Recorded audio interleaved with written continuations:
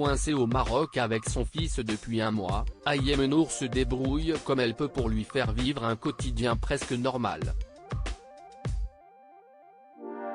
Et cela passe par le fait de lui permettre de continuer de s'instruire. Dans ce contexte compliqué, l'ex-star de Secret Story s'improvise institutrice à mi-temps.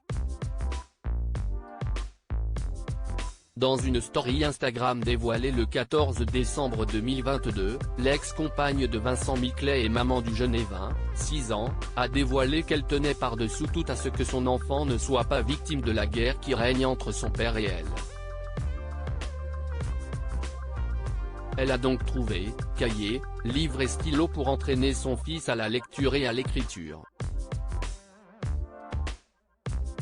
En attendant de reprendre le chemin de l'école chez nous en France. Je m'improvise institutrice pour le plus grand plaisir de mon fils.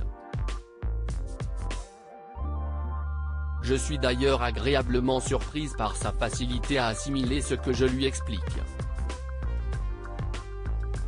Le matin sieste moi et l'après-midi il a des cours en visio avec une vraie pro. On lâche rien. Même dans l'épreuve, on s'instruit, lance-t-elle sur sa story, dévoilant les fournitures de classe. Dans une autre, on la voit donner un cours d'anglais à Evin alors qu'un chat de rue, devenu leur ami, leur rend visite pour le grand bonheur de l'enfant.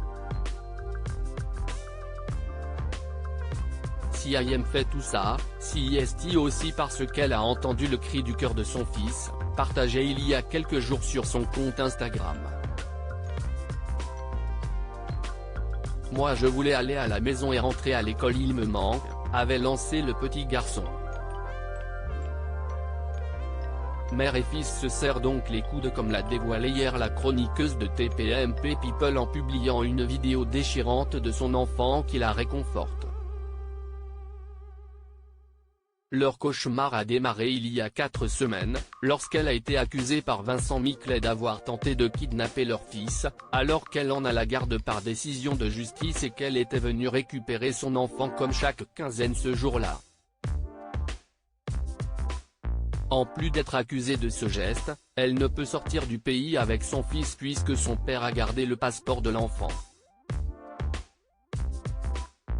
Une situation bien triste qui pourrait se dénouer vers la fin du mois de décembre, puisque l'audience qui avait été programmée au début du mois a été reportée, les avocats de Vincent Miclet ne s'étant pas présentés.